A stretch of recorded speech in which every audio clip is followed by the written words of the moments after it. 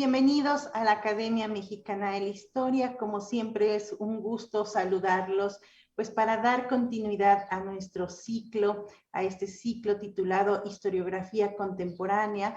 Y pues esta tarde voy a dejarle, como ya también es una costumbre, los micrófonos al doctor Carlos Illades, coordinador de este ciclo, para que nos presente a nuestra ponente. Doctor, tiene usted la palabra. Muchas gracias, Yasmín. Muy buenas tardes. El día de hoy daremos paso a la quinta conferencia del ciclo Historiografía Contemporánea y es muy grato para nosotros tener la oportunidad de escuchar a la doctora Susana Quintanilla. Susana es una de las máximas expertas en historia de la educación, historia del Ateneo, de la juventud en el siglo XX. Tiene una larga trayectoria académica que me permito glosar muy brevemente. Es doctora en Pedagogía por la UNAM e investigadora titular del Departamento de Investigaciones Educativas del CINVESTAB. Es en el Sistema Nacional de Investigadores, tiene el nivel 3, esto es el nivel más alto. Obtuvo el premio Francisco Javier Clavijero del INAH en el año de 2009 a la mejor obra de investigación publicada y el premio José Revueltas de ensayo literario del INBA en el año 2012. Su especialidad, que ya mencioné en parte, son la historia de la educación, de la vida intelectual y la investigación científica en México. Especialista en la generación del Ateneo de la Juventud, ha publicado en los últimos años 2 libros muy importantes. Nosotros, la Juventud de México en el año de 2008 y Asalto de Mata, Martín Luis Guzmán en la Revolución Mexicana, esto en el año de 2010. Coordinó más recientemente edición crítica para la colección Clásicos de la Lengua Española, la obra El Águila y la Serpiente, un clásico de la literatura mexicana del siglo XX, escrito por Martín Luis Guzmán para la Academia Mexicana de la Lengua, esto en el año 2016. Y supongo que en torno a esa experiencia, más otras muchas cosas, nos hablará el día de hoy en su conferencia Aportes de anecdótica a la historiografía contemporánea. Pues un gusto escuchar a Susana. Adelante, por favor. Muchas gracias por la invitación a formar parte de este ciclo. Si yo fuera estudiante de historia, lo agradecería muchísimo. Y muchas gracias a todas las personas que nos están acompañando en esta tarde, por lo menos aquí en mi pueblo, Valle de Bravo, una tarde lluviosa, felizmente lluviosa. Antes de mi participación, quiero hacer un relato breve de cómo llegué hasta aquí. Bueno, llegué caminando, pero de mi recorrido de carácter intelectual. Cuando tú me invitaste, Carlos, me hiciste la propuesta de que hablara acerca, ya fuera de la historia intelectual o historia de la cultura, porque muchas veces aparecen prácticamente como sinónimos o un mismo campo de estudio. En particular, sugeriste que hablara yo sobre Robert Tarton, ya les cambié los nombres, y Roger Chartier. Y coincidimos en que el tema era historia intelectual y no de la cultura. A partir de este acuerdo, hice una reflexión personal que consistió en lo siguiente. ¿Cómo hablar de un campo tan amplio y heterogéneo, ¿sí? En el cual tendría que incluir no solo a muchas otras figuras relevantes, sino otras tendencias historiográficas, debates y dilemas? Y esto con una carga extra, porque la pandemia ha facilitado la realización de encuentros e intercambios entre los historiadores y de estos con el público. En el momento de tomar decisiones respecto de esta conferencia, de hecho había varios eventos académicos en los que participaban algunos de los protagonistas de la historia intelectual, en particular de una de sus ramas más frondosas, la historia del libro y de la lectura. Con base en lo anterior, hice la contrapropuesta, aceptada por ti, Carlos, de tratar el tema de la exótica y sus contribuciones a la historiografía contemporánea, entendiendo por esta última la producción escrita del conocimiento histórico. Debido a la magnitud de esta última, me concentraré en solo un pequeño acervo de la producción escrita en el ámbito de la historia intelectual. Por tanto, ¿sí?, de esto tratará esta plática. Daniel. Bueno, creo que no se incorporó Daniel, ¿sí?, con la lámina del título de la conferencia. Doctora, puede continuar, sí tenemos las láminas aquí. Ay, gracias. No se preocupe. La elección del título responde a la convicción de que tanto en otros países como en México, el desarrollo de la historia intelectual ha favorecido el diálogo, a veces no explícito, entre la filología y la historiografía y ha abierto nuevas zonas para la definición de campos compartidos por varias disciplinas para la producción de conocimiento. Pero vayamos por partes. ¿Qué es la ectótica? Las definiciones pueden ser muy variadas. Según la RAE, esta palabra significa lo siguiente. Esta definición abre un enorme repertorio de significados, no solo diversos y complementarios, sino también antagónicos. Si uno busca en Google respuestas al significado de la palabra ectótica, le aparecerán 25,000 resultados en menos de 5 segundos de búsqueda. La lectura rápida de las primeras 5 páginas del listado me llevó a la conclusión de que las variedades oscilan entre 2 polos. Por un lado, el de la filología académica más rigurosa y especializada, el cual alude a métodos y procedimientos para la edición crítica de los textos consagrados. Por el otro, aquel que invita a la imaginación y la aventura sin proponer los caminos para alcanzarlos. Por ejemplo, Marinello. El primer polo puede producir una sensación inhibitoria entre los historiadores que con justa razón sentirán que la ectótica está alejada de todas sus posibilidades de comprensión y uso. El segundo puede hacernos sentir que estamos ante una libertad incondicional, no sujeta a ningún tipo de restricciones y, por tanto, de límites a nuestras intenciones o voluntades. Entre uno y otro polo está la edición crítica de textos, un punto de confluencia entre la filología y la historiografía contemporánea, en particular la historia intelectual y dentro de esta la historia de la palabra impresa o escrita. Durante las 3 décadas recientes, la última del siglo XX y las 2 primeras del siglo XXI, la historia intelectual, que ha sido ubicada como uno de los desenlaces del agotamiento de la historia de las mentalidades y de la historia de las ideas, se adentró en los recursos metodológicos y en las propuestas analíticas derivados de la lingüística. En este mismo lapso, algunas de las ramificaciones de la historia intelectual, como la de los intelectuales, de la edición, de las culturas letradas, de la literatura, y en particular la de la historia del libro y de la lectura, se fueron desprendiendo del imperio lingüístico para buscar nuevas rutas y territorios que restituyeran el componente histórico y contextual al estudio de la cultura escrita. Es en este desprendimiento pausado, sin estridencias ni grandes desacatos, donde ubico los primeros encuentros entre la ectótica y la historiografía contemporánea. O quizás su ubicación provenga de mi entusiasmo por la obra de 4 autores que han sido un referente para mi generación y han marcado a las generaciones sucesivas.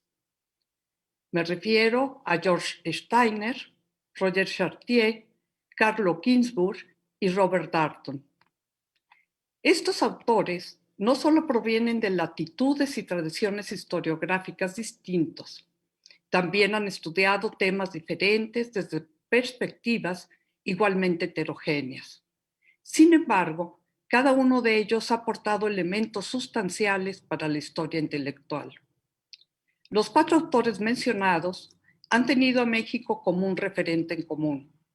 Vinieron en varias ocasiones a nuestro país, donde han hecho escuela en el sentido más amplio del término, no solo mediante la traducción, edición, distribución y apropiación de su obra, sino mediante la formación de redes de intercambio e interlocución.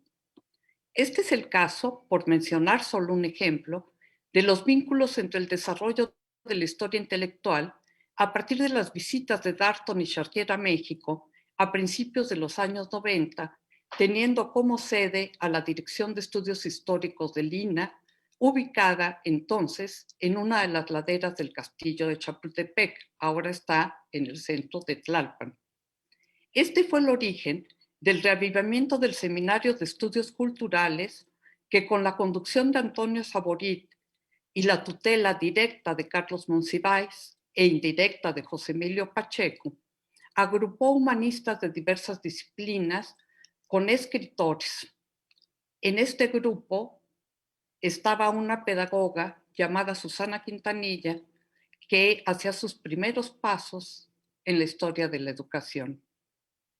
Al margen de los circuitos académicos, y para algunos en los márgenes de estos, este grupo contribuyó a la definición de vocaciones y temas de estudio, al desarrollo de investigaciones individuales y colectivas, y también a la incorporación de la literatura, no solo como un recurso narrativo, sino como parte medular de la investigación y de su trama. En aquel entonces, pensábamos que esto nos ponía en la vanguardia. Recientemente, la lectura de la historia es una literatura contemporánea de Iván Jablonka me convenció que estábamos volviendo, sin saberlo, al origen de la historia. Pero es probable que de haber sabido esto, no hubiéramos escrito lo que finalmente escribimos.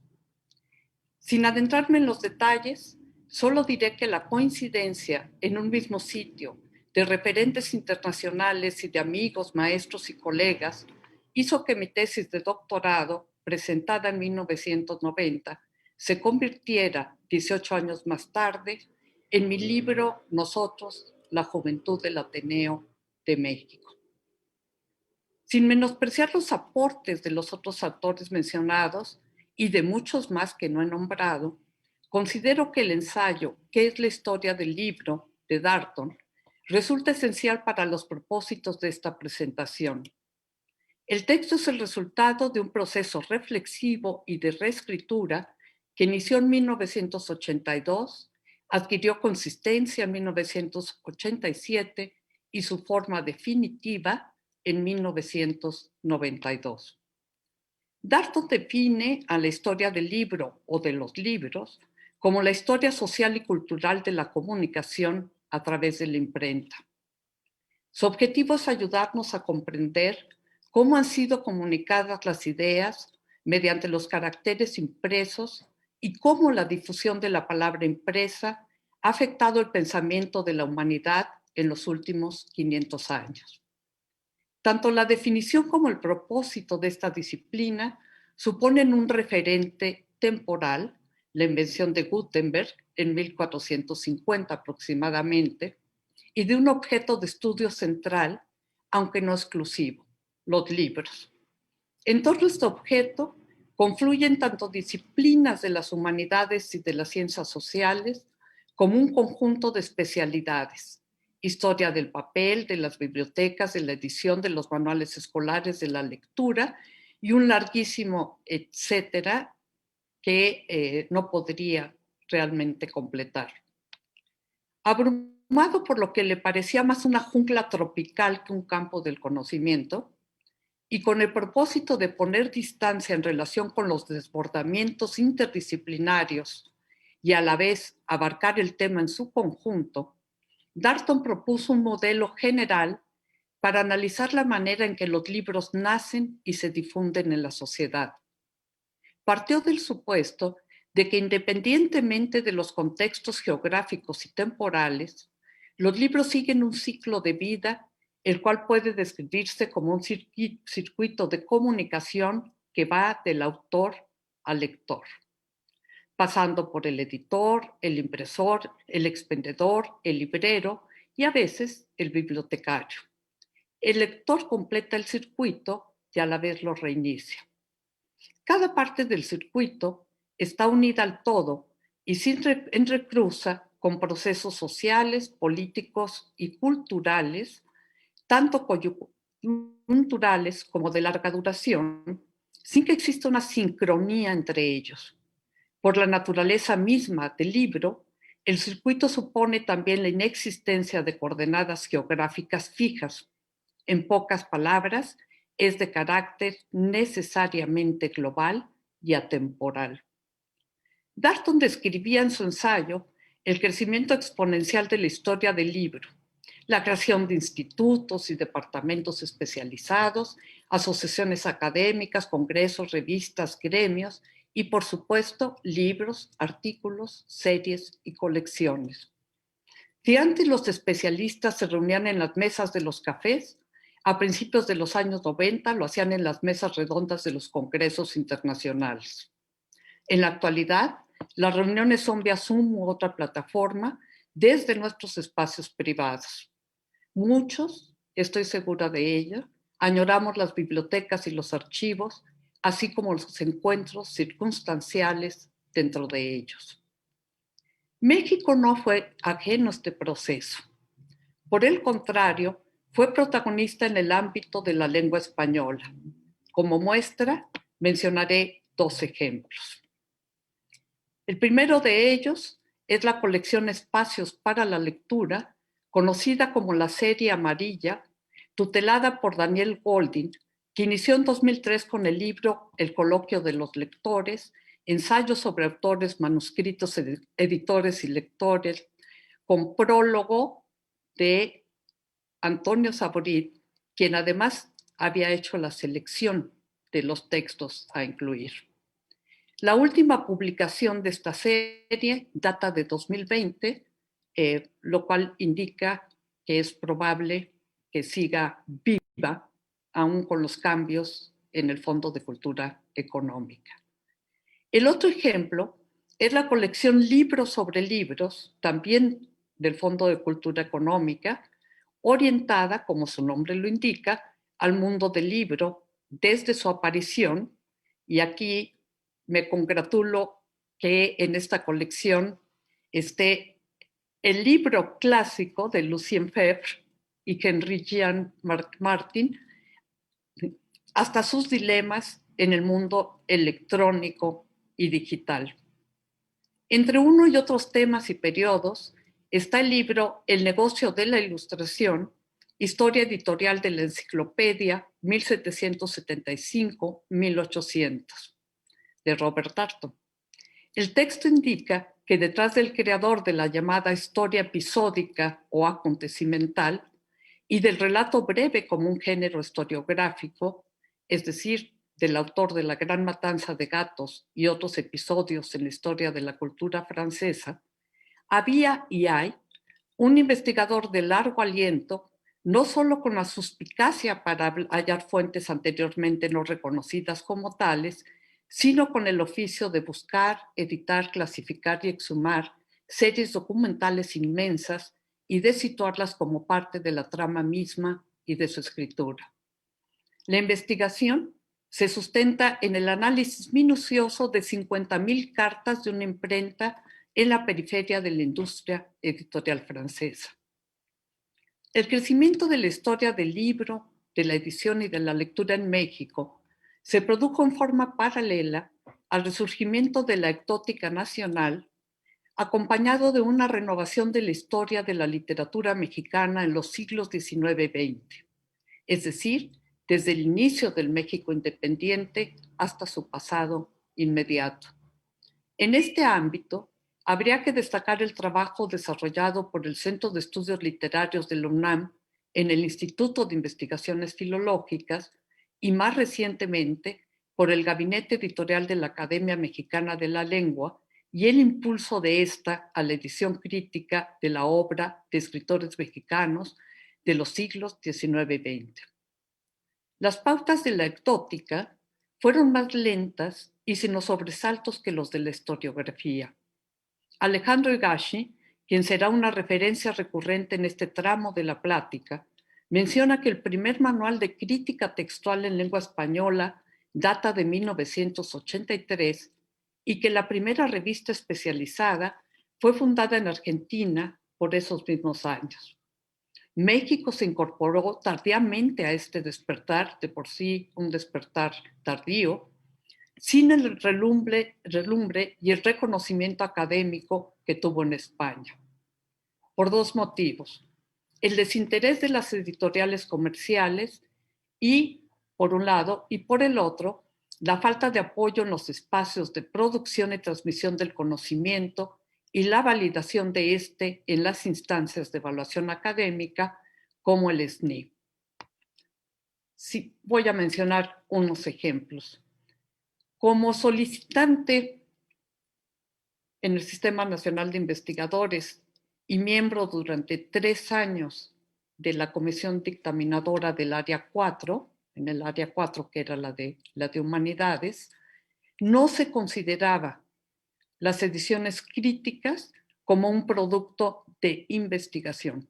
Podías decir lo que se te antojara de cualquier obra, de cualquier cosa, pero un trabajo de edición cumpliendo los cánones del método ectótico no era considerado en sí mismo como un producto. Tampoco era fácil lograr que tesis de licenciatura y de posgrados, no solamente en letras, también en historia, y me consta en investigación educativa, fueran trabajos de edición, no necesariamente crítica, pero sí con el método ectótico. Y los cursos mismos son cursos hechos fundamentalmente por el interés de algunos expertos, ¿sí? Pero siempre con carácter optativo, y lo reportan como de escaso interés para los estudiantes. Como muchas veces sucede, el llamado a la tradición va acompañado de propuestas innovadoras que abren perspectivas y prácticas en la producción del conocimiento. Al responder la pregunta sobre el concepto de edición crítica, Higashi sugiere que en la mayoría de los casos la respuesta se perfila en las relaciones que se establecen entre el método de trabajo, crítica textual, y el objeto que produce, esto es, la edición crítica. El propósito de la crítica textual es devolver al texto su intención original, fijarlo por medio de un rastreo pormenorizado de sus peripecias editoriales, con la finalidad de hacer visible la intención original del escritor. Higashi ubica la crítica textual desde una perspectiva metodológica, es decir, como una construcción racional que se apoya en los datos, propone sus métodos de argumentos y presenta sus resultados, el texto mismo. Así ubicada, la edición crítica es una hipótesis cambiante de trabajo que obliga al editor a buscar un equilibrio satisfactorio en cada una de las decisiones que adopta. Con base en esto, Higashi propone que el calificativo de crítica en una edición de textos mexicanos no dependa del seguimiento puntual del método y que aprovechemos la flexibilidad del modelo para configurar terminologías y metodologías adecuadas a las necesidades de la imprenta y de otros elementos relativos a la creación, producción, distribución y lectura. En pocas palabras, invoca de manera indirecta al circuito de Darton y reconoce la insuficiencia de la crítica textual para la comprensión del conjunto de elementos que intervienen en la historia del texto editado. Higashi se acerca a la historia intelectual para su propuesta de crear un diccionario filológico de la literatura mexicana. Mi ruta fue diferente. Mi acercamiento a la ectótica, desde el campo de la historia intelectual y de la educación, me proporcionó no solo rigurosidad en el tratamiento de las fuentes documentales para mi investigación, todavía inconclusa, acerca de la generación del Ateneo, en particular de Martín Luis Guzmán, de 1915 a 1936, sino que también modificó las preguntas y los rumbos de esta. A lo largo de 5 años, de 2012 a 2017, mi prioridad fue la coordinación de la edición crítica de El Águila y la Serpiente de Guzmán para la colección Clásicos de la Lengua Española de la Academia Mexicana de la Lengua. De ahí surgió la propuesta que le hice a Carlos para mi participación en esta serie de conferencias. Como acertadamente me señaló él, la finalidad de esta no es presentar los procedimientos y los resultados de las investigaciones realizadas por los participantes, así que concluyo esta plática. Pero antes, quiero hacer un final inesperado por mí misma, ¿sí? Antes de pasar a las preguntas y, en el caso de que las sepa, las respuestas. Mientras les preparaba yo esta presentación, el guión de esta presentación, leía de manera intermitente los 3 volúmenes que contienen una selección, una antología de la obra de José Emilio Pacheco, Inventario, que es una antología de los artículos que publicó a lo largo de 40 años, primero en Excelsior, en el diorama de la cultura de Excelsior, y a partir de 1976 en la revista Proceso. La noche en que él falleció, estaba escribiendo justo la columna que tenía que entregar para el día siguiente. Ahorita estoy convencida, ¿sí?, de que cualquier intento que hagamos para discutir la historiografía contemporánea en México, particularmente en el ámbito del libro, de la lectura, ¿sí?, y también no solamente del libro y de la lectura, sino de la recepción crítica, tiene que pasar por un reconocimiento de José Emilio Pacheco. Y cierro con lo siguiente, escrito por quienes realizaron el extraordinario trabajo de pasar algo que fue disperso en distintos soportes a lo largo de 40 años a 3 libros que son verdaderamente no un inventario, sino un diccionario.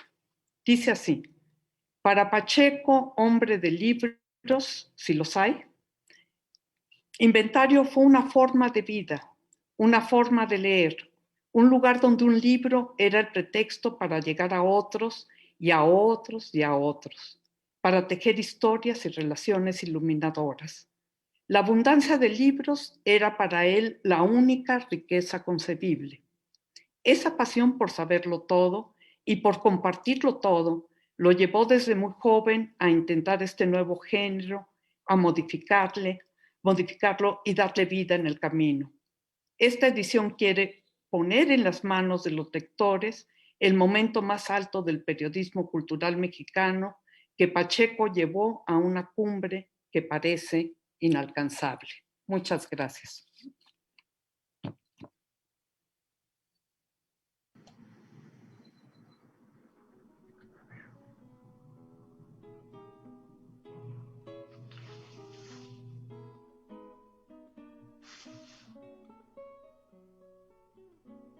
Muchas gracias, Susana. Vamos a esperar un momento para ver si hay preguntas del público.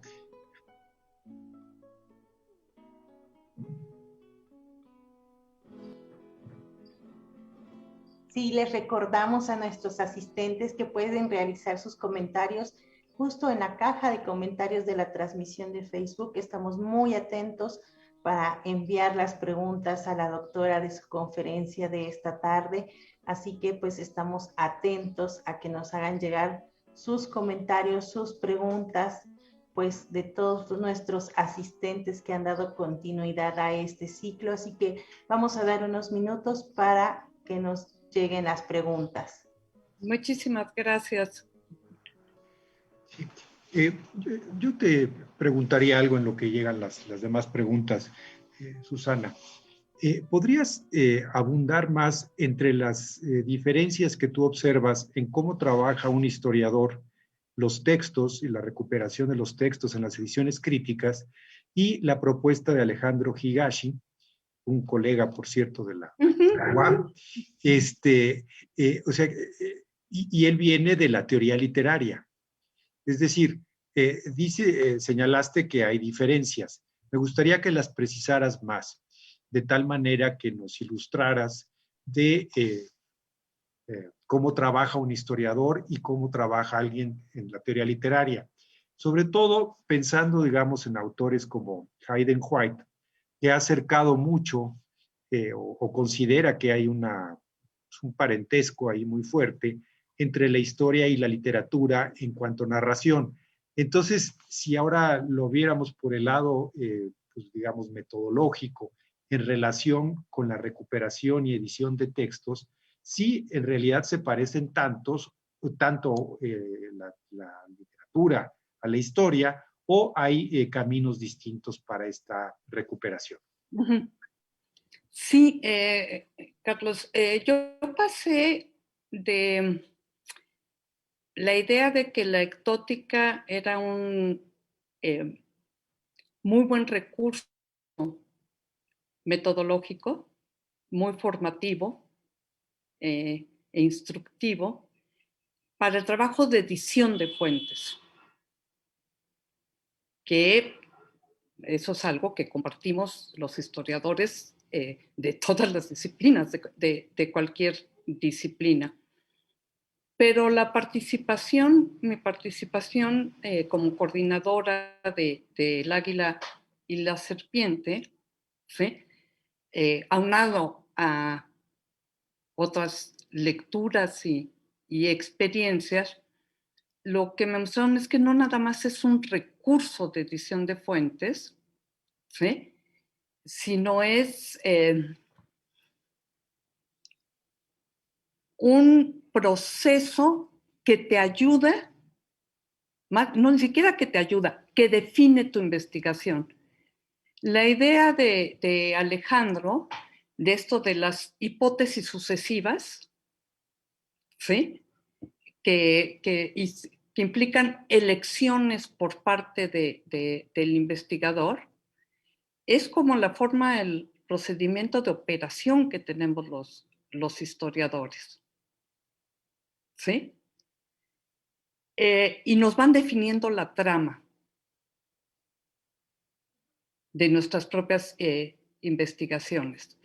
Y aquí veo este acercamiento con Darton en el sentido de que Darton hace a sus fuentes parte de la trama misma. Cómo se encuentra con ellas o cómo las busca, el estado en el cual están y demás. Y no es un anexo metodológico. Está completamente dentro del texto. No sé si quedó muy claro. Todavía no lo tengo muy bien trabajado. Creo que hace falta quizá una apertura, un diálogo más directo entre los especialistas en teoría literaria, ¿sí? Y los mismos historiadores para ir encontrando estos entrelazamientos de una forma natural. Sí, claro. y además renovar lo que al menos en la enseñanza antes se llamaba la crítica de fuentes, ¿no? Que empezaba por cosas, digamos, muy básicas y que con el refinamiento, digamos, de la teoría literaria o de otros abordajes, pues se podría actualizar y revisar. Ya hay varias preguntas que te las iré formulando del público, que te iré leyendo una a una. Fabiola Sánchez Gómez pregunta, ¿cómo afectan las tecnologías digitales a la ecdótica contemporánea? Gracias por su muy brillante exposición. Gran tema.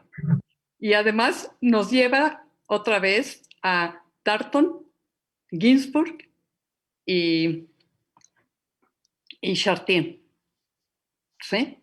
Desde diferentes experiencias y posturas, ellos siempre se han manifestado en favor del acceso abierto al conocimiento. Eso en primer término.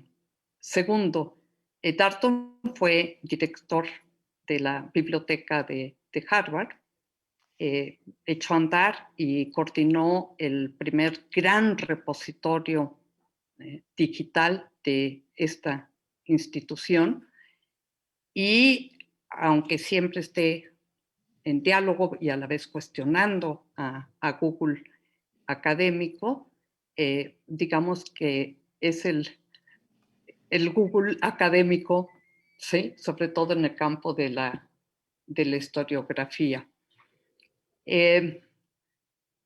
Recordé, cuando estaba haciendo este texto, un artículo que a lo mejor tú lo tienes, Carlos, un artículo de Darton publicado en la revista Historias, que él decía lo fascinante que pudiera resultar que los historiadores presentáramos los resultados de nuestras investigaciones de manera impresa, pero que al mismo tiempo se establecieran los enlaces, el metatexto, para llevar a las fuentes de manera inmediata y también a los repositorios creados por los propios historiadores.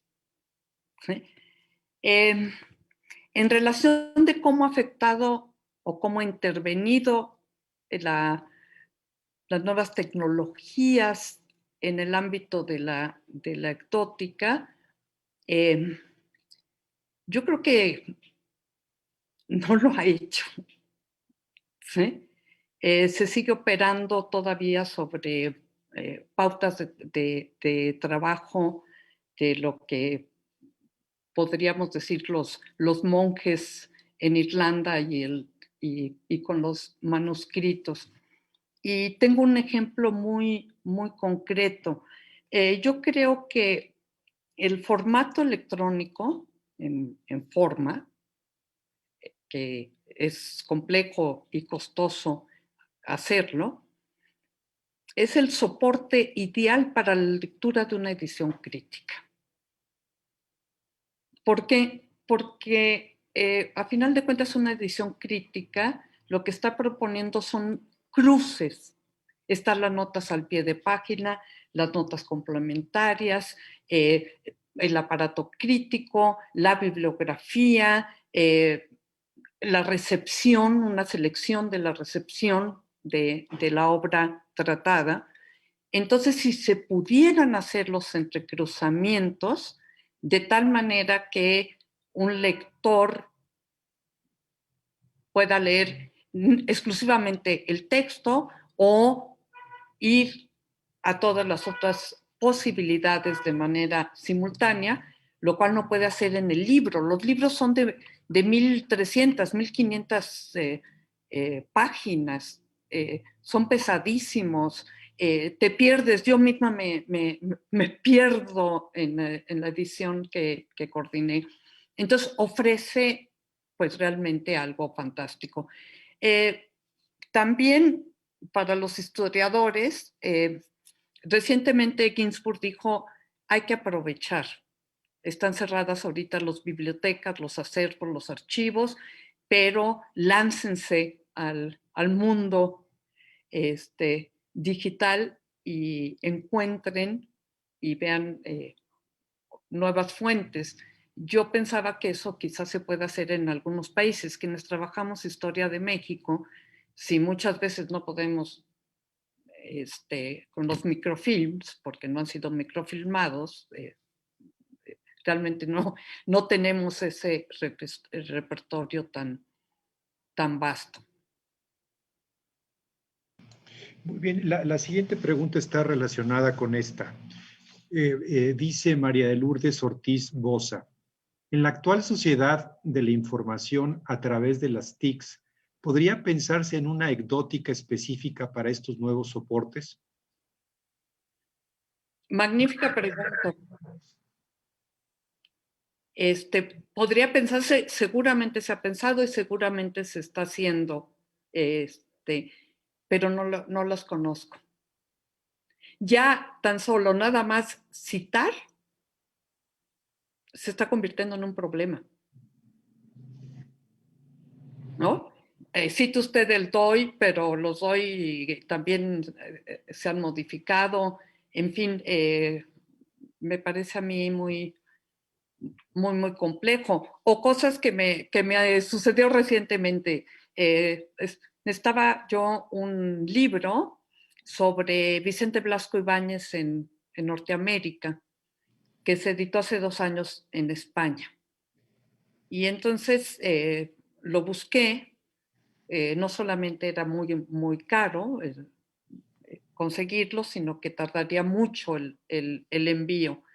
Y entonces lo adquirí en Kindle, en la versión para Kindle. Y estaba yo feliz, porque en segundos yo tenía ahí el libro que estaba buscando. Pero es un formato diferente. Entonces, ¿cómo citas? La paginación es distinta al impreso. Y ahora sí que con la pena tuve que poner, la paginación es de el soporte en Kindle. Todo lo que estoy comentando tiene que ver más que con subir PDFs, que es la reproducción digital masiva de los textos impresos. Lo que hay que pensar son en recursos de carácter de investigación sustentado en las nuevas tecnologías. Estamos aprendiendo todos. Perdón, nada más por otra cosa. Sí, hay algo que sí facilita muchísimo en el trabajo de edición, y esto es en los índices, en la elaboración de los índices. Y aquí sí nosotros recurrimos muchísimo con la edición crítica a la búsqueda de palabras, ¿sí? Y no me imagino cómo le hacían antes para encontrar en qué páginas de textos de 2000 páginas se nombraba a tal personaje o se hacía mención a tal fecha y demás. En eso ha sido sí realmente extraordinario lo que ha facilitado la localización. Y lo otro, por supuesto, los tesaurus y la localización inmediata de información. Amina Selén pregunta, ahora que estamos en la era digital, ¿hay alguna propuesta de adaptación de la ecdótica o un rompimiento con la tradición ecdótica? Hay un rompimiento. Hay un rompimiento, pero si algo tiene la ecdótica al mismo tiempo es la tradición. Siempre, al igual que el libro, aunque haya todo tipo de soportes y variedades, ¿sí? La puesta en página, la noción misma de página, portada, contraportada, etcétera, etcétera, sigue siendo lo mismo. Y sin duda, La ectótica hará todos los movimientos que sean necesarios, pero con base en los códigos y en las normas que se han ido estableciendo. Pregunta José Carlos Blázquez de la UAP. ¿Qué le recomendaría, doctora Quintanilla, a los estudiantes de historia que se encuentren interesados en la historia intelectual y en la historia del libro? ¿Cómo acercarlos a ella de una manera atractiva? Muchas gracias. Uno siempre recomienda el camino seguido, ¿sí? Para mí, sin duda, el texto decisivo fue La Gran Matanza de Gatos de Robert Darnton, pero creo que recientemente hay textos que me han conmovido, realmente conmovido. Uno de ellos es El infinito en un junco de Irene Vallejo, una joven filóloga.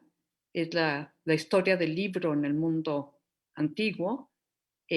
Ha sido traducida a 22 idiomas y vendido millones de ejemplares. Y es fantástico porque ahí sí vemos una combinación de la filología, la ectótica, por supuesto, la historia no del libro, porque en ese momento no eran los libros como los conocemos desde Gutenberg, es decir, no son los tipos móviles, de las bibliotecas, de los escritores, de las guerras, de la geografía, y además con una narración que después en una entrevista vi que era intencionalmente coloquial. Lean, por favor, El infinito en un junco y lean a Iván Jablonka, ¿sí? No tanto este libro que mencioné de historia y literatura, pero sí su otra obra. En particular la historia de los abuelos que no conocí. Tania Álvarez pregunta, ¿podría ser la ecdótica una especie de historia de la cultura o al menos de la cultura reflejada en los textos? Yo creo que sí. Y creo que debería ser una apuesta compartida desde diferentes disciplinas. Alejandro Higashi habla de este diccionario filológico. A mí me gustaría realmente hablar de un repositorio en el cual contribuyamos ya de diferentes generaciones, presentando de manera abierta, de acceso abierto, nuestras fuentes.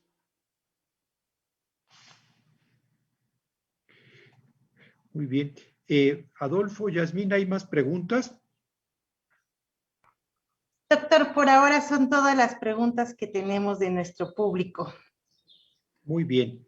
Pues si no llegan más en un momento, aprovechamos para darle las gracias a Susana por esta sugerente conferencia, no solo por a qué autores hay que acudir para abordar el tema de la ecdótica, el tema de la historia del libro, sino dar algunas pistas relevantes para que para quienes quieran adentrarse en estos temas y ver las múltiples posibilidades que presenta. Si no llega alguna pregunta más, pues mil gracias a Susana, a quienes nos escucharon, y pues los invito para la sexta conferencia y última de este ciclo de historiografía contemporánea, que será el próximo jueves a las 5 de la tarde, y hablará Antonio Rubial acerca de la biografía. Entonces, ¿perdón?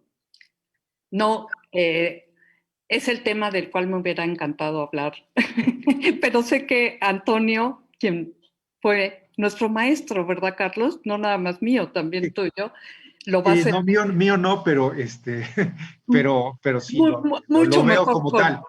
mucho mejor que cualquiera, porque pues he estado durante muchos años trabajando el género biográfico, ¿sí? Pero Antonio es fantástico, no se lo vayan a perder. Y muchas gracias a todos.